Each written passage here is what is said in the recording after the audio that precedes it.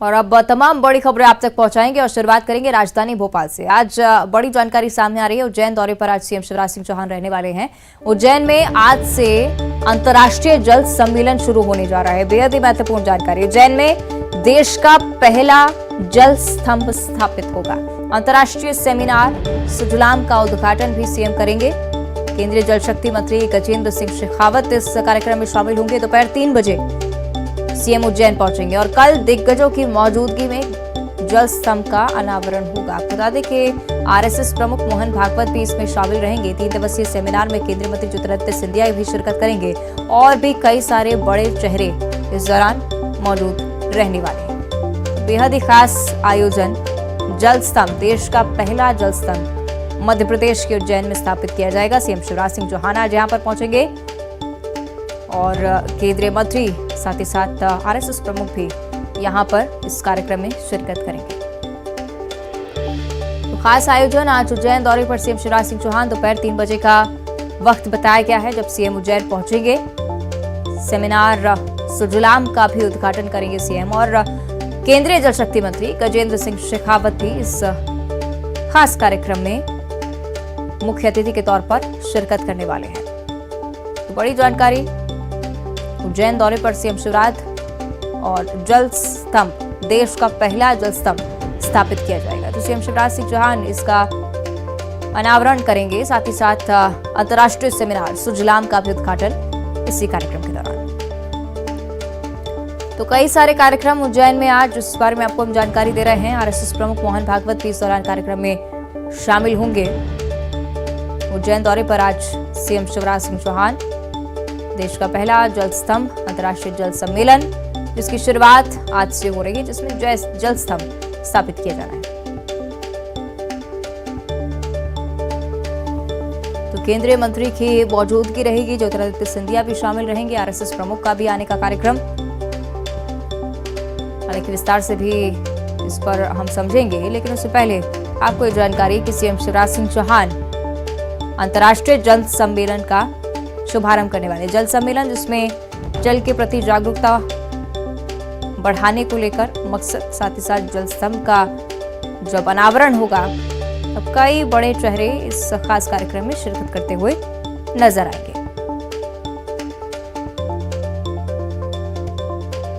तो उज्जैन दौरे पर सीएम शिवराज सिंह चौहान। बेहद ही खास कार्यक्रम। उज्जैन में कई सारे अंतर्राष्ट्रीय जल सम्मेलन का उद्घाटन, जल स्तंभ की स्थापना, अंतर्राष्ट्रीय सेमिनार सुजलाम का भी उद्घाटन सीएम करेंगे। केंद्रीय जल शक्ति मंत्री गजेंद्र सिंह शेखावत शामिल हो रहे हैं और कई सारे खास कार्यक्रम मध्य प्रदेश में अब जिनका सिलसिला लगातार शुरू हो रहा है। आगामी माह में कई सारे कार्यक्रम भी हैं। खेलो इंडिया, इन्वेस्टर समिट, तमाम ऐसे कार्यक्रम हैं जो कि मध्य प्रदेश को एक नई पहचान देंगे। और भोपाल से एक और बड़ी जानकारी। एमपी में संविदा स्वास्थ्य कर्मचारियों की हड़ताल लगातार जारी है। बीते 12 दिनों से प्रदेश भर के संविदा स्वास्थ्य कर्मचारी हड़ताल पर डटे हुए हैं। नियमितीकरण और निष्कासित कर्मचारियों की बहाली की मांग है। इसको लेकर काम बंद हड़ताल लगातार जारी है। इस हड़ताल का आज 13वां दिन है और हड़ताल के चलते सीधा असर स्वास्थ्य सेवाओं पर। इनकी मांगों को लेकर फिलहाल सरकार की ओर से भी कोई बातचीत सामने नहीं आई है, लेकिन अलग अलग तरीकों से विरोध जताया जा रहा है। स्वास्थ्यकर्मी हड़ताल को लेकर अब कांग्रेस का साथ भी पाने वाले हैं, क्योंकि संविदा स्वास्थ्य कर्मचारियों के प्रदर्शन में आज कांग्रेस नेता शामिल होंगे। पूर्व केंद्रीय मंत्री अरुण यादव, माफ कीजिएगा, पूर्व मंत्री पीसी शर्मा समेत अन्य नेता भी प्रदर्शन में शामिल होंगे। बीते 12 दिनों से हड़ताल पर प्रदेश के 32,000 संविदा स्वास्थ्य कर्मी। उनकी बात सरकार की तरफ से अगर नहीं सुनी जा रही है तो विपक्ष के पास भी एक बड़ा मौका, एक बड़ा मुद्दा सरकार को घेरने का।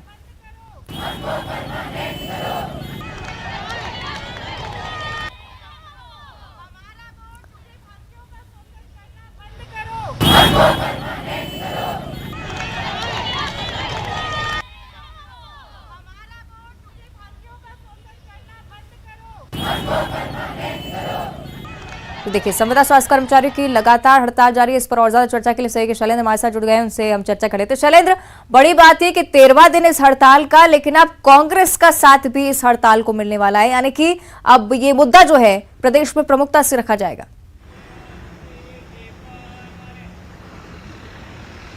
देखिए, बिल्कुल आपने ठीक कहा कि अब इस पूरे जिस तरीके से हड़ताल पर है, 12 दिन से हड़ताल को हो गए, आज 13वां दिन है और अब मध्य प्रदेश कांग्रेस के जो तमाम बड़े नेता हैं वो आज उनके साथ धरने में शामिल होंगे। यानी पूर्व केंद्रीय मंत्री अरुण यादव, इसके अलावा मध्य प्रदेश सरकार के पूर्व मंत्री पीसी शर्मा भी धरने पर पहुंचेंगे और उनके समर्थन में वहां पर धरना देंगे। जिस तरीके से अपनी 2 सूत्रीय मांगों को लेकर पिछले 12 दिन से ये लोग हड़ताल पर हैं, राजधानी भोपाल के हमीदिया अस्पताल में ये लोग धरने पर बैठे हुए हैं। इन लोगों की सबसे बड़ी मांग एक तो नियमितीकरण की मांग है और दूसरा आउटसोर्स कर्मचारी जो कोविड के समय भर्ती किए गए थे उनको बाद में निकाल दिया गया था। तो ये मांग कर रहे हैं कि जब प्रदेश में पद रिक्त पड़े हैं तो उन लोगों को वापस उसमें लिया जाए। इसके साथ ही एक तीसरा मुद्दा जो हाल ही में शामिल हुआ है वो ये है कि जिस तरीके से स्वास्थ्य मंत्री जब जेपी अस्पताल पहुंचे थे तो उस दौरान इन लोगों ने बातचीत करने के लिए उनको रोका था, जिसके बाद 10 लोगों पर केस दर्ज हुआ था जिनको जेल भी भेजा गया था। हालांकि बाद में उनको जेल से रिहा कर दिया गया। तो ये लोग कह रहे हैं कि जिस तरीके से उनको जेल से रिहा किया उसके बाद वो केस भी खत्म होना चाहिए। हम अपनी मांगों को लेकर जो प्रदेश के स्वास्थ्य मंत्री हैं उनसे मिलना चाहते थे, लेकिन उसके उलट सरकार ने उनके खिलाफ मुकदमे दर्ज कर दिए। वो कोई अपराधी नहीं है, ना उन्होंने किसी तरह का कोई अपराध किया है। तो ये मांग भी अब उनके जो 2 मांगे थी उसके बाद तीसरी मांग भी जुड़ गई। जिस तरीके से कल जो धरने पर जो कर्मचारी बैठे, यानी 32,000 पूरे प्रदेश में स्वास्थ्य संविदा कर्मचारी है जो हड़ताल पर, उनका साफ तौर पर कहना है कि अभी सरकार से 3 से 4 दौर की बातचीत जो है वो अधिकारियों से हुई है लेकिन बेनतीजा ये रही है।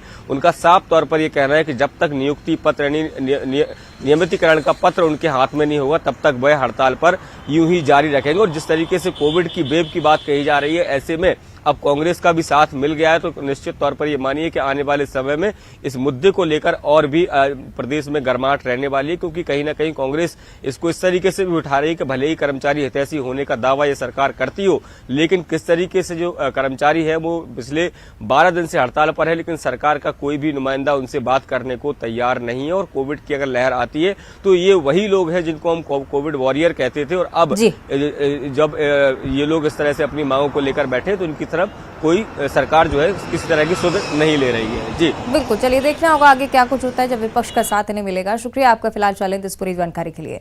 आगे बढ़ते हैं और मध्य प्रदेश के बाद अब चर्चा करेंगे छत्तीसगढ़ की, जहां पर आरक्षण की लड़ाई अभी तक खत्म नहीं हुई है। राजभवन का घेराव करने की तैयारी, आज आरक्षण को लेकर सर्व आदिवासी समाज राजभवन का घेराव करेगा। आरक्षण विधेयक पर हस्ताक्षर नहीं हुए हैं और उससे अब लगातार आक्रोश बढ़ता जा रहा है। हस्ताक्षर नहीं होने से आदिवासी समाज बेहद आक्रोशित, आज राजभवन के घेराव की तैयारी।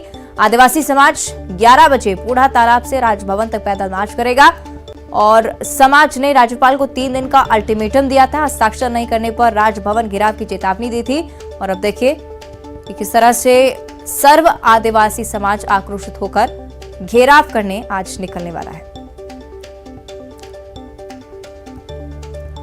चलिए और ज्यादा जानकारी इस पर हम लेंगे। सहयोगी देवव्रत भगत हमारे साथ जुड़ रहे हैं, उनका हम रुख कर लेते हैं। देवव्रत, एक बड़े स्तर पर आंदोलन की तैयारी, राजभवन का घेराव किया जाएगा, क्या कुछ जानकारी इससे जुड़ी?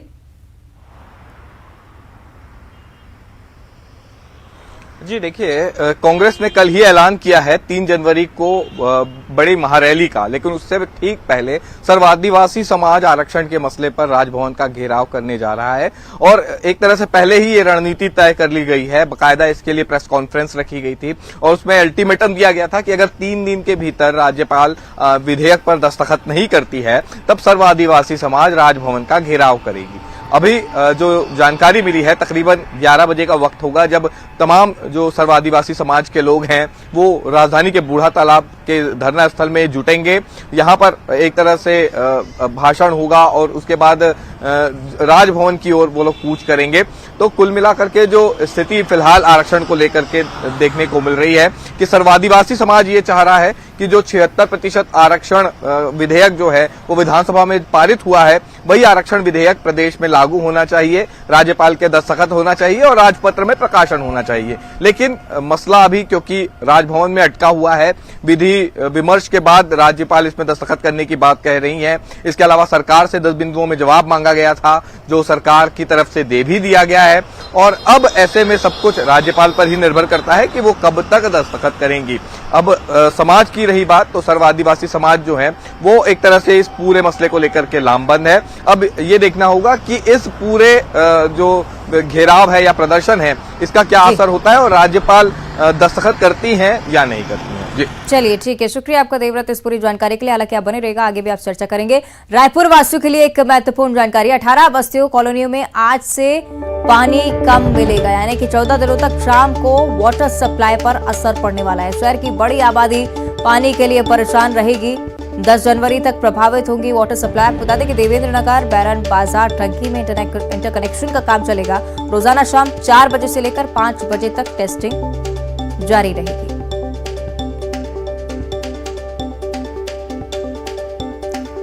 रायपुर वासी फिलहाल शाम के पानी के लिए थोड़ा सा परेशान नजर आएंगे, क्योंकि अब सीधे 14 दिनों तक शाम की वाटर सप्लाई प्रभावित रहने वाली है।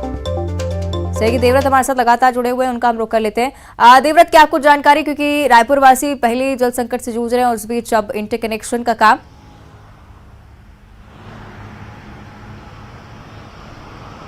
जी, ये इंटरकनेक्शन का काम इसलिए किया जा रहा है ताकि गर्मियों में पानी की परेशानी लोगों को ना हो।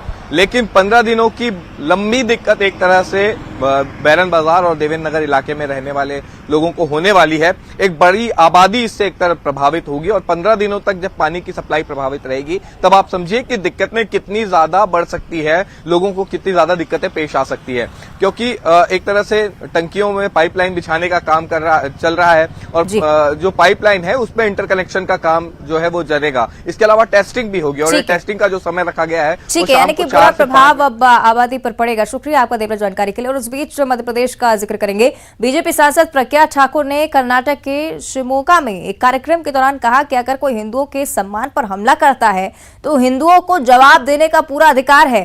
प्रज्ञा ठाकुर बोली कि अपने घरों पर चाकू तेज करके रखें, पता नहीं कब क्या हो जाए। प्रज्ञा ठाकुर के इस बयान के बाद एमपी की सियासत में उबाल आ गया है। अपने घर में हथियार रखो, कुछ नहीं तो सब्जी काटने वाला चाकू जरा तेज रखो। स्पष्ट बोल रही हूँ, जब हमारा सब्जी अच्छे से कटेगी तो निश्चित रूप से दुश्मनों के मुंह भी और सिर भी अच्छे से कटेंगे। बीजेपी सांसद साध्वी प्रज्ञा सिंह ठाकुर अपने विवादित बयानों के लिए अक्सर चर्चाओं में रहती हैं। अब कर्नाटक के शिमोगा में प्रज्ञा सिंह ठाकुर ने विवादित बयान देते हुए कहा कि हिंदुओं को घरों में धारदार चाकू रखना चाहिए ताकि वक्त आने पर उसका उपयोग किया जा सके। आगे साध्वी प्रज्ञा ने लव जिहाद के खिलाफ लड़ाई की अपील करते हुए कहा कि लव जिहाद करने वालों के साथ लव जिहाद जैसा ही उत्तर देना होगा। लव जिहाद करने वालों को लव जिहाद जैसा उत्तर दो।